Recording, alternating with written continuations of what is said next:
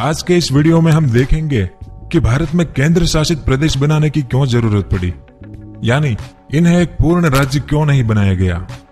फिर केंद्र शासित प्रदेश और एक पूर्ण राज्य में क्या फर्क होता है, और आजादी के बाद कुछ राज्य आज ऐसे हैं जो पहले केंद्र शासित प्रदेश बनाए गए थे, लेकिन बाद में उन केंद्र शासित प्रदेश को कब एक पूर्ण राज्य बनाया गया, और वे कौन से राज्य थे जिनके साथ ऐसा हुआ था।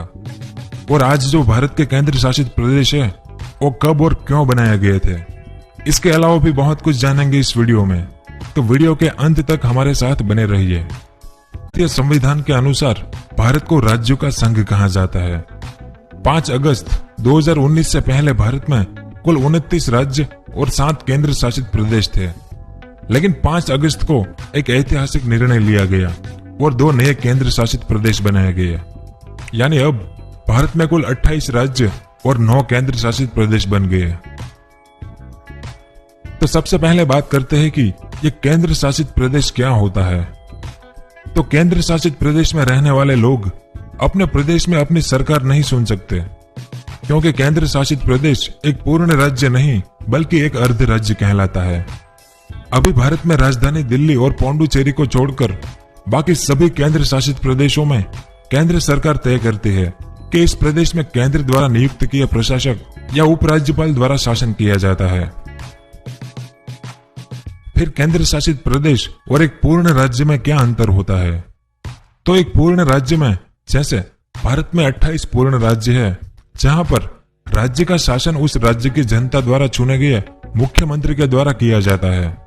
और एक केंद्र शासित प्रदेश में जैसा ऊपर बताया कि यहाँ केंद्र द्वारा नियुक्त प्रशासक या उपराज्यपाल के द्वारा शासन किया जाता है। अब बात करते हैं कि केंद्र शासित प्रदेश कैसे और कब बनाए गए थे। तो सबसे पहले पौंडुचेरी प्रदेश। तो आजादी के बाद साल 1962 में पौंडुचेरी एक केंद्र शासित प्रदेश बनाया गया था, क्योंकि आजादी से पहले पौंडुचेरी में फ्रांस का राज हुआ करता था, यानी फ्रांसीसियों का, जिस कारण यहाँ की संस्कृति दक्षिण भारत की संस्कृति से बिल्कुल अलग थी, तो इसका किसी भी भारतीय राज्य के साथ विलय नहीं हो सकता था। अब पौंडुचेरी में आबादी भी बहुत कम थी, इसलिए पौंडुचेरी को एक पूर्ण राज्य का दर्जा देना भी ठीक नहीं था। और शुरुआत में यहाँ पर केंद्र द्वारा शासन किया जाता था, लेकिन बाद में पौंडुचेरी को विधानसभा सदस्यों का अधिकार दिया गया, यानी अब यहाँ अपना मुख्यमंत्री और मंत्रिमंडल है। साथ ही केंद्र द्वारा उपराज्यपाल की नियुक्ति भी यहाँ की जाती है, इसलिए अब पौंडुचेरी छोटे राज्यों के रूप में भी गिना जाता है। अब दूसरा, दादरा एंड नगर हवेली। तो दादरा एंड नगर हवेली पर पहले मराठाओं का राज था और फिर उसके बाद पुर्तगालियों का राज रहा, लेकिन 11 अगस्त साल 1961 में एक दिन के लिए IAS अधिकारी केजी बदलानी को यहाँ का प्रधानमंत्री बनाया गया था, ताकि इस प्रदेश का भारत में विलय किया जा सके। और विलय होने के बाद साल 1962 में इन छोटे से प्रदेश को भी एक केंद्र शासित प्रदेश बनाया गया। उसके बाद दीव और दमन। तो आजादी के बाद गोवा, दीव और दमन तीनों को मिलाकर एक केंद्र शासित प्रदेश बनाया गया था, क्योंकि यहाँ पर पुर्तगालियों का शासन हुआ करता था, इसलिए इन तीनों प्रदेश की संस्कृति अलग थी।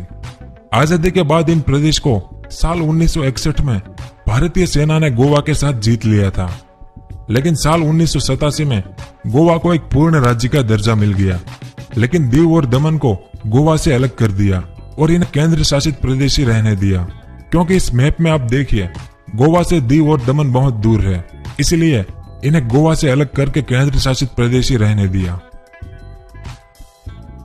उसके बाद चंडीगढ़। जैसा कि आप जानते हैं कि साल 1966 में पंजाब का बंटवारा किया था।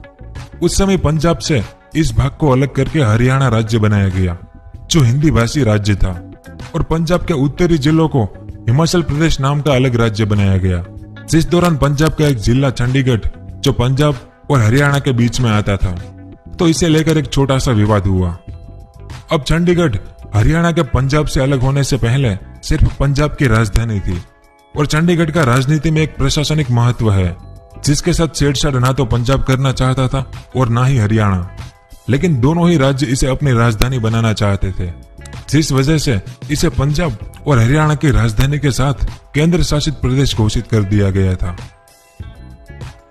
उसके बाद दिल्ली। अब दिल्ली एक केंद्र शासित प्रदेश है, लेकिन यहाँ पर संसद, उच्च न्यायालय, राष्ट्रपति भवन सब कुछ है।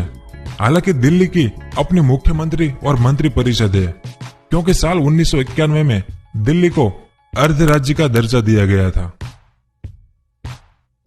उसके बाद अंडमान निकोबार द्वीप। अंडमान निकोबार द्वीप केंद्र शासित प्रदेश इसलिए है क्योंकि यहाँ का क्षेत्रफल और जनसंख्या दोनों ही कम है, और साथ ही राज्यों से दूर होने के कारण इस द्वीप का किसी राज्य में विलय नहीं किया जा सकता था। पर आप जानते हैं कि समुद्र में इतना दूर होने के कारण इसकी संस्कृति किसी भी राज्य से मेल नहीं खाती। अंडमान निकोबार द्वीप समूह पर जारवा जनजाति रहती है, जो अभी भी आदिम जिंदगी जी रही है, और उनकी संस्कृति के साथ छेड़छाड़ करना भारत सरकार द्वारा अपराध घोषित किया गया है। इसलिए इसे भी केंद्र शासित प्रदेश बनाया गया। उसके बाद लक्षद्वीप समूह। तो लक्षद्वीप समूह के साथ भी वही समस्या है जो अंडमान निकोबार के साथ है। इसका विलय भी किसी राज्य में नहीं हो सकता, क्योंकि यह द्वीप भी समुद्र में काफी दूर है। इसलिए इसे भी एक केंद्र शासित प्रदेश बनाया गया। उसके बाद जो भी कुछ दिन पहले ही बना, जम्मू कश्मीर।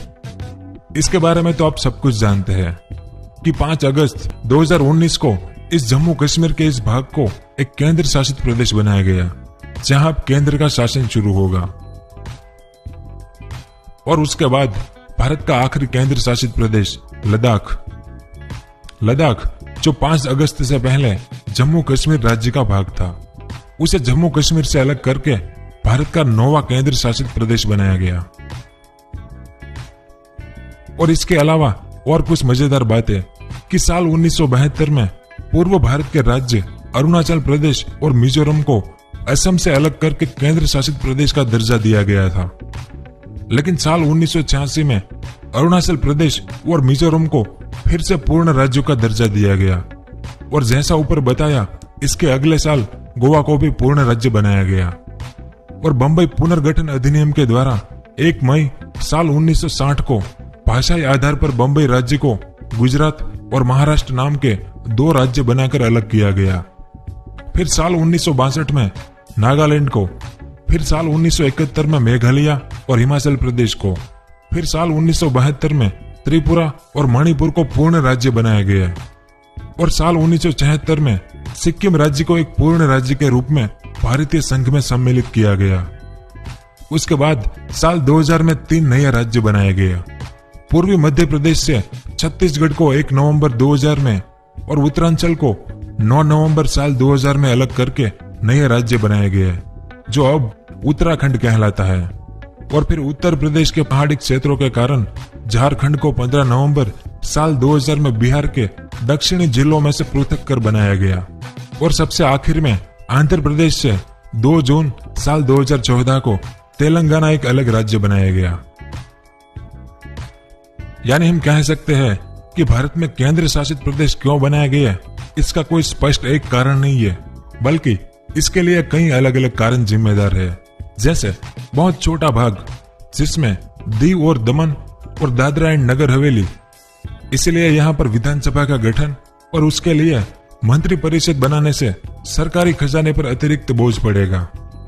फिर बहुत कम जनसंख्या, जैसे पुडुचेरी प्रदेश की, क्योंकि पुडुचेरी के कुछ भाग तो फ्रेंच संस्कृति से इतने मिलते जुलते हैं कि एक पल के लिए आपको यकीन नहीं होगा कि आप फ्रांस में खड़े हैं या भारत में। तो कुछ जगह पर अपने पड़ोसी राज्य से अलग संस्कृति, तो कुछ जगह पर भारत के बाकी राज्यों से बहुत दूर, जैसे अंडमान एंड निकोबार द्वीप समूह और लक्षद्वीप द्वीप समूह। क्योंकि वे मुख्य भूमि से काफी दूर है, इसलिए केंद्र सरकार के जरिए उन्हें सीधे नियंत्रण करना आसान है, क्योंकि वह भारत के लिए रणनीतिक रूप से बहुत महत्वपूर्ण है। और किसी भी आपातकालीन स्थिति में भारत सरकार सीधे वहां कार्यवाही कर सकती है, जबकि ऐसी उम्मीद एक राज्य सरकार से नहीं की जा सकती। और इसके अलावा प्रशासनिक महत्व, स्थानीय संस्कृतियों की सुरक्षा करना, शासन के मामलों से संबंधित राजनीतिक उथल पुथल को दूर करना और सुरक्षा की दृष्टि से महत्वपूर्ण स्थिति जैसे कई कारण हैं।